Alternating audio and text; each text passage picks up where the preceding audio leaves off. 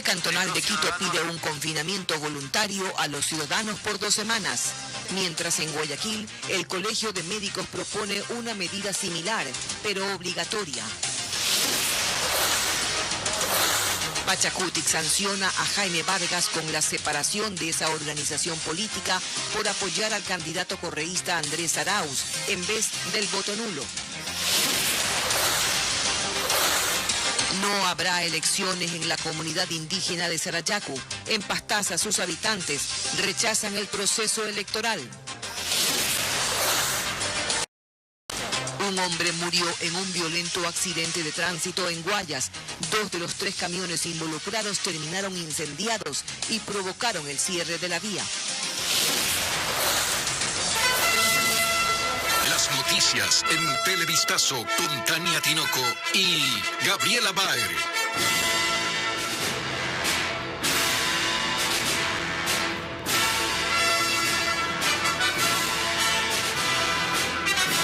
Buenas tardes, amigos. Comenzamos aquí Televistazo.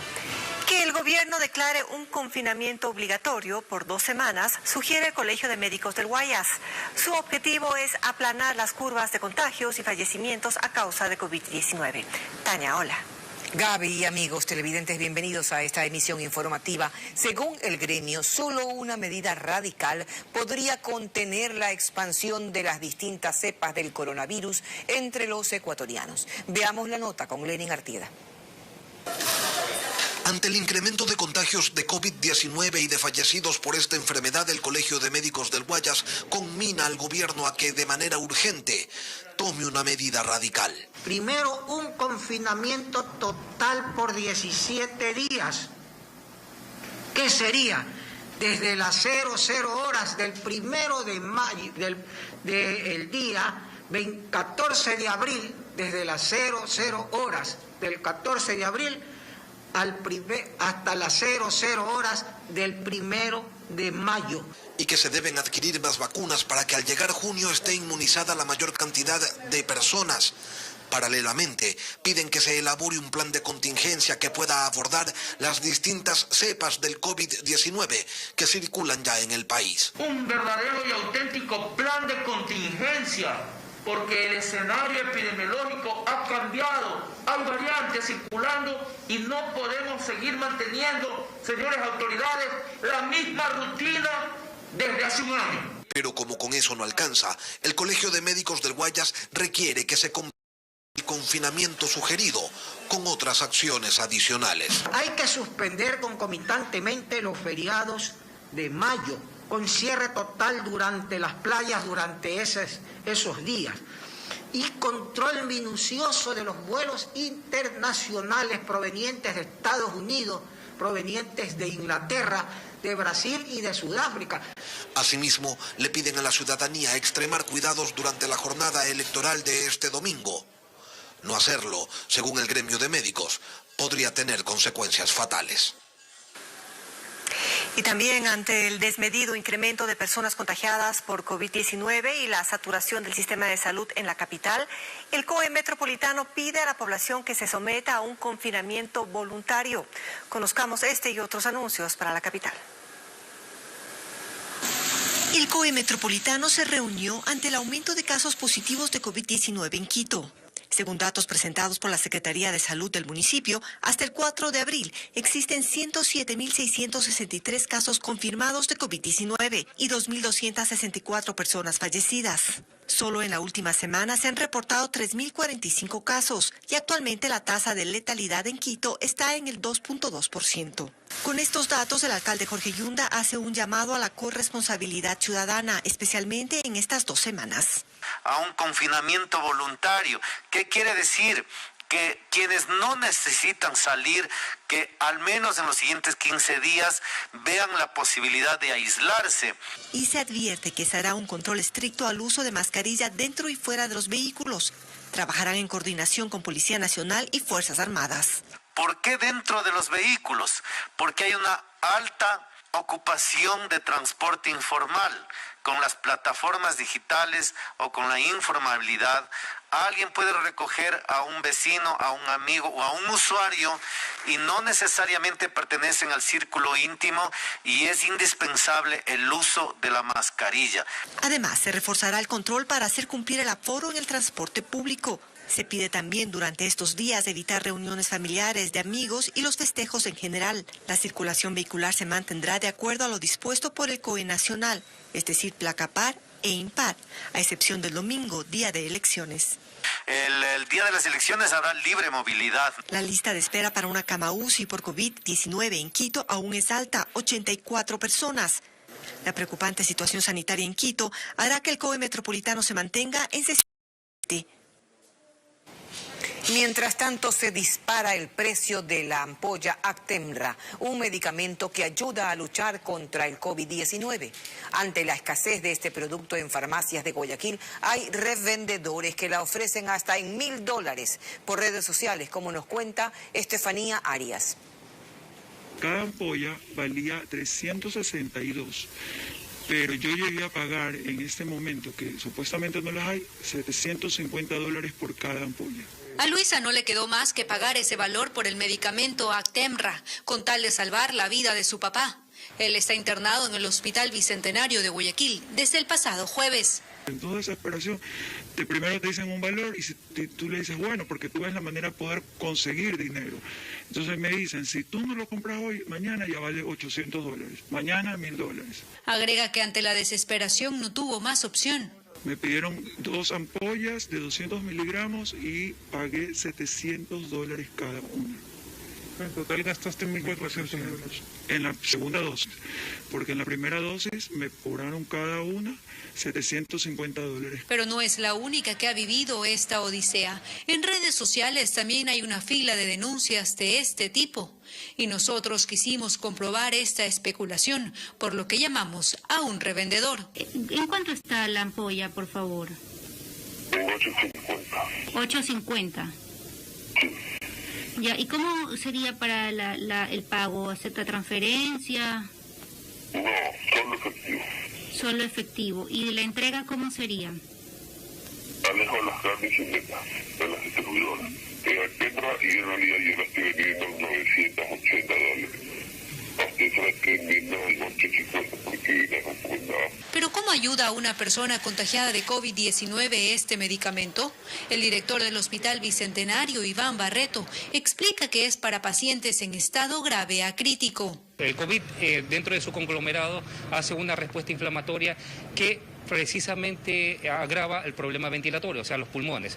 Cuando el paciente tiene ciertos criterios para utilizarla, por ejemplo, la utilización de oxígeno suplementario por más de 24 a 48 horas y en conjunto con la administración de dexametasona, logra en la mayoría de los casos frenar esta reacción inflamatoria y por ende el paciente puede mejorar. Son decenas de personas las que han buscado este medicamento en los últimos días. Su precio en una distribuidora autorizada es de aproximadamente $302 una ampolla de 200 miligramos. Entonces, saquemos la cuenta. Si por paciente se puede administrar hasta 4 dosis, el costo total sería $1.368, pero los revendedores cobran $3.000 por las 4 ampollas, más del doble. Pero los parientes de enfermos con COVID-19 consideran que la regulación es una deuda pendiente de las autoridades. La especulación en el precio para la recarga de oxígeno medicinal continúa en Guayaquil. Por eso la Gobernación del Guayas desarrolla una serie de operativos para evitar este sobreprecio. José Carlos Alvarado nos cuenta más.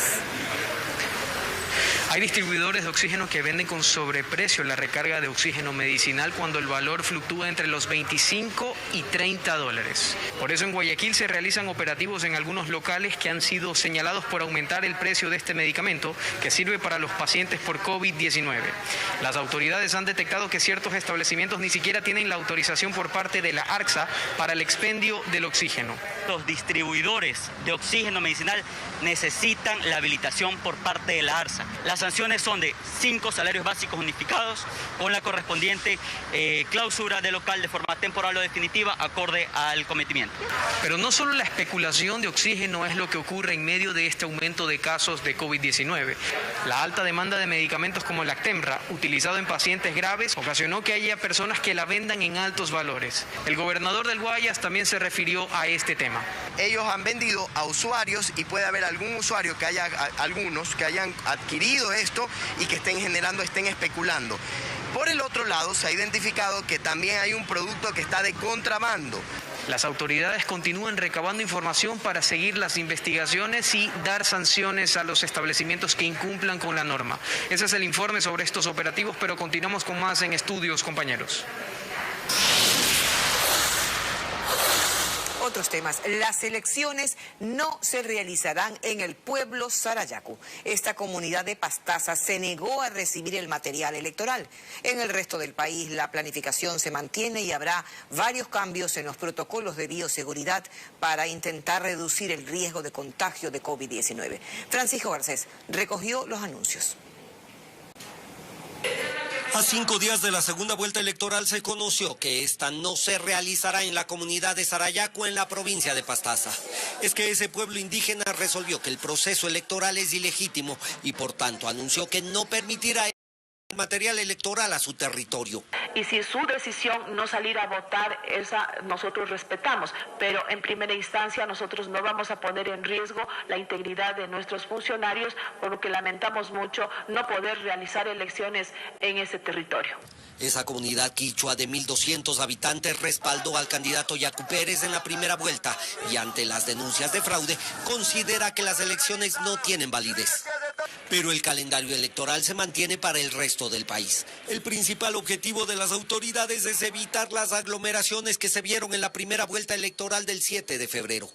Para ello, las puertas de los recintos permanecerán abiertas y los votantes se organizarán en el interior. Solicitamos eliminar, y entiendo que existe una completa aceptación del CNE, el requisito que era, o mejor dicho, el exhorto que era del último dígito de la cédula para la votación. Por lo tanto, vuelve a los parámetros normales que siempre ha tenido el proceso electoral. De acuerdo al cronograma electoral, la campaña terminará a la medianoche del jueves y con ello arrancará el silencio electoral que se extenderá hasta los comicios. La prohibición de venta y consumo de licor también estará vigente desde el mediodía del viernes. Además, se buscará evitar los multitudinarios cierres de campaña que se produjeron en la primera vuelta. Solo está permitido hacer caravanas motorizadas y caminatas. Nos hemos permitido tener un acercamiento con los candidatos presidenciales para que a sus militantes y ellos con su responsabilidad hacia el país realicen actividades de cierre de campaña con otras formas de llegar a la ciudadanía. En el operativo se reforzará el control en el interior y el exterior de los recintos electorales. Para mayor seguridad, el CNE aún analiza si es factible realizar las pruebas rápidas de COVID a los miembros de las juntas receptoras del voto. Jaime Vargas fue separado de Pachacutic. Así lo decidió la organización política. Sin embargo, se mantiene como presidente de la CONAIE hasta mayo, cuando se realizarán nuevas elecciones. Yacu Pérez asegura que Vargas apoyaba a Arauz desde antes. Dicen que se vendió por un ministerio. Patricio Díaz nos cuenta más. En Pachacutic están indignados. La dirigencia decidió que Jaime Vargas se vaya del movimiento político. La separación del señor Jaime Vargas de las filas del Movimiento de Unidad Plurinacional Pachacutic, porque él sí consta con su número de cédula como adherente del movimiento Pachacutic. Vargas, sin embargo, se mantiene como presidente de la CONAIE. Elige al nuevo presidente de la organización en los primeros días de mayo. Aquí dicen que ella tiene asegurado un destino si gana Arauz. Jaime Vargas se vende por un ministerio. Eso no es ser líder. Rechazamos esa intromisión desde Bélgica y sus allegados con recursos económicos, comprando a dirigentes y líderes indígenas. Pero el apoyo de Vargas a Arauz, dicen, se veía venir. Lo que hace el señor Vargas, y digo señor porque de compañero no la tiene nada, es simplemente visibilizar de manera explícita su apoyo, que lo ha venido haciendo desde hace rato aunque les inquieta que la alianza con el correísmo haya nacido durante las protestas de octubre de 2019. Está descubierto. Con el accionar y el manifiesto del señor Issa, la respuesta está hecha. Tuvimos que separar los correístas que querían hacer el caos del país, pues vayan a hacer con su jefe, pero aquí nosotros venimos por el decreto 883. Entonces creo que yo no tengo ninguna comprobación de que haya tenido vínculos.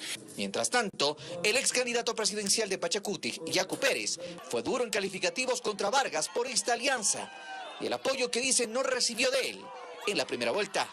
Porque no pueden existir más Judas, no les servirá de mucho, señor Correa, de hacer alianzas con escorias, son parte de las escorias. Pero también está con expediente Leonidas Issa, aunque él ha ratificado el voto nulo, y Virna Cedeño, la ex candidata a la vicepresidencia, por anunciar su respaldo a Lasso. Que sigan burlándose. Vamos a la pausa y al regresar, el violento accidente en una carretera de la provincia del Guayas. 3 camiones chocaron y un hombre murió calcinado.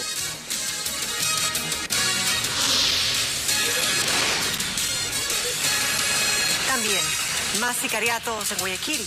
A un hombre le dispararon 14 veces en el noroeste de la ciudad.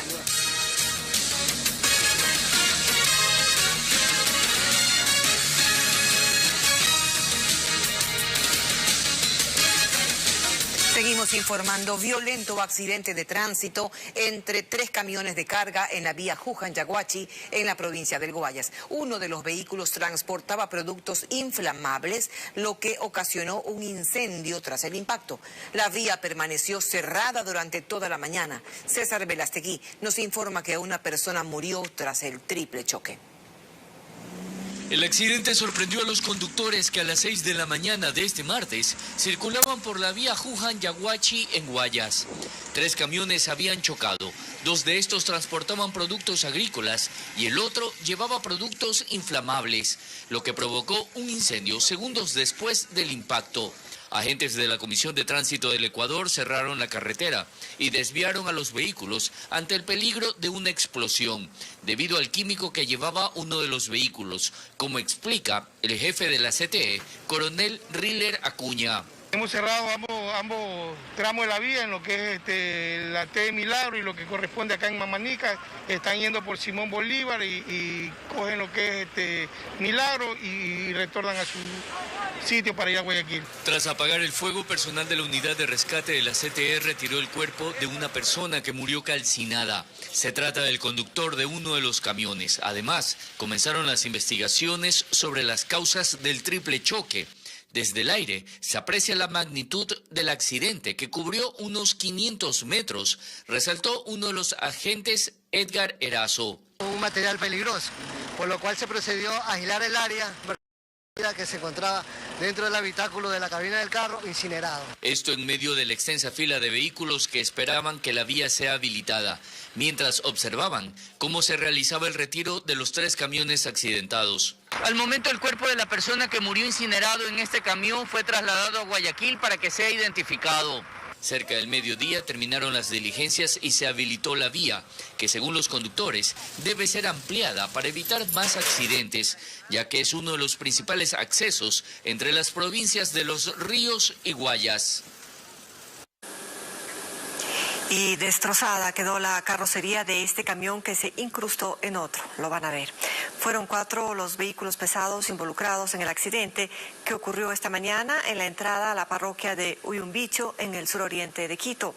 El cuerpo de bomberos del Cantón Mejía rescató a 2 personas de los fierros retorcidos, quienes fueron trasladadas a un hospital donde horas más tarde uno de ellos falleció. Al momento, las autoridades investigan las posibles causas que ocasionaron este aparatoso accidente. Anoche un hombre fue asesinado a tiros en el noroeste de Guayaquil. Criminales en moto dispararon en al menos 14 ocasiones contra la víctima, quien recién había salido de prisión. Fue en la cooperativa Fortín de la Flor, en el noroeste de Guayaquil, donde ocurrió el asesinato. La víctima, un hombre que fue interceptado a tiros cuando caminaba por una calle. Sujetos en moto lo empezaron a seguir y le dispararon al menos 14 veces. Venía nomás creo que de pasada, a visitar a un compañero, creo que un ex compañero de la cárcel, y sin querer motivo pasaron unos tipos y comenzó el tiroteo. De acuerdo a la información preliminar, el hombre recién había salido de prisión, pero días atrás recibió amenazas de muerte. Le habían quemado su moto, lo que es en Monte Sinaí. Y el caballero recién, como le digo, recién había terminado de salir de la cárcel y creo que le habían hecho el seguimiento y lamentablemente fue avaliado en este sector. Un testigo indicó que el crimen ocurrió mientras regía el toque de queda. Agentes de la policía llegaron al sitio para recoger pistas que permitan identificar a los autores de este nuevo asesinato al estilo sicariato. La policía investiga el asesinato de una mujer cuyo cadáver fue hallado este lunes en los alrededores de una envasadora de gas junto al poliducto Tres Bocas Pascuales en Guayaquil. Aunque los agentes de criminalística no dieron declaraciones, extraoficialmente se conoció que el cuerpo de la víctima presentaba varios impactos de bala. Las autoridades realizan indagaciones para tratar de establecer si esta muerte violenta estaría vinculada a la disputa de territorio por venta de drogas. Más noticias. La Confederación Nacional de Servidores Públicos del Ecuador denunció que siguen las irregularidades en el plan de vacunación del gobierno. Según sus dirigentes, todavía no se ha terminado con la inoculación a los trabajadores de la salud y se destinan las dosis a personas que no pertenecen a la fase 0. Además, pidieron al gobierno que se incluya a todo el sector público en la entrega del bono por la emergencia sanitaria. Desde hoy en Guayaquil rige la disposición de que los buses de transporte público solo deben llevar pasajeros sentados como una de las medidas para evitar el aumento de contagios en la movilización urbana. Sin embargo, durante un recorrido esta mañana comprobamos que no se cumplió. William Young nos muestra cómo se incumplen las medidas de bioseguridad. Circulan llenos de personas, con la capacidad al tope y hasta con pasajeros colgados en las puertas. En varios puntos de la ciudad, eso se repitió en las unidades de transporte público. Una muestra de que en Guayaquil, anhelar que los buses viajen con pasajeros solo sentados es casi imposible.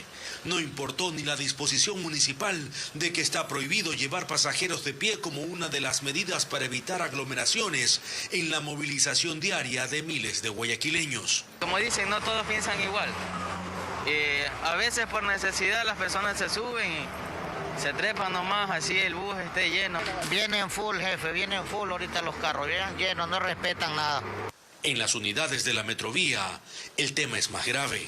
Van apretados, todos juntos, y allí el distanciamiento es un mito y la orden de que solo deben ir sentados quedó en anuncio.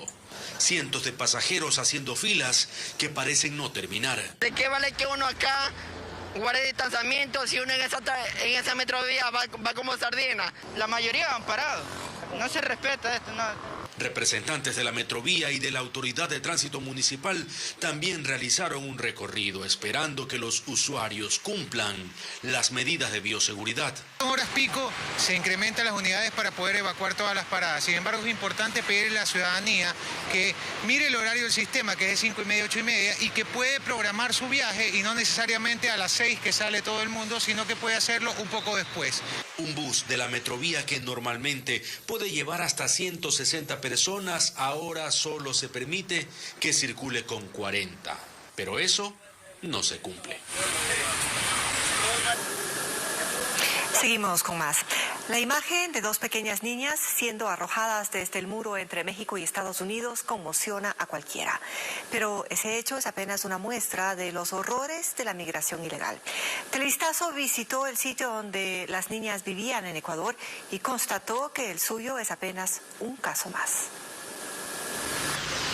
Tal vez lo que más llama la atención de estas imágenes no es el paisaje, sino el silencio. Las comunidades se han quedado vacías, algunos se han quedado los niños con los adultos mayores, que en este caso realmente ha sido complejo para el tema académico, cuando hemos tenido que recibir clases a través de manera virtual. Estamos en la parroquia San Lucas, tan cerca de Loja que bastan apenas 40 minutos en carro para llegar. Pero tan lejos de todo que las oportunidades y el progreso son una utopía por aquí.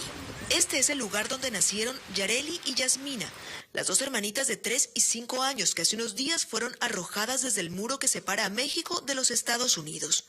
El mundo se horrorizó, pero aquí en San Lucas, en el barrio Jaboncillo, saben que las dos hermanitas no son las únicas. Pues las familias han decidido organizar su familia en los Estados Unidos y en estos últimos días los niños pues han viajado hacia México y de ahí tomar el muro para alcanzar a llegar a los Estados Unidos. Le pedimos algunos números, ¿cuántos son los niños que han viajado? Y la respuesta es que solo basta mirar alrededor. Lo que se ven son adultos, ancianos, los que quedan atrás. Como Mariana, tía de las dos hermanitas arrojadas desde el muro, cuya preocupación actual es saber qué pasará con las niñas. Porque las niñas todavía son pequeñitas y por ahí andar sufridas, que no le están atendiendo los familiares. Ellas estaban ya enseñadas, acostumbradas aquí con mi hermana y yo de mí me da mucha pena que las niñas andar por ahí sufridas. Las niñas están ahora bajo el cuidado del gobierno de los Estados Unidos. Acá, en esta comunidad de Loja, saben que en poco tiempo la gente dejará de hablar del tema y volverá al silencio. Aunque las historias de dolor sigan ocurriendo, de la mano del abandono y la migración. Así cerramos Televistazo. Gracias por su amable sintonía. Amigos. Las noticias regresarán, Tania, amigos, a la pantalla de Coavisa a las 19 horas. Que todos tengan una buena tarde.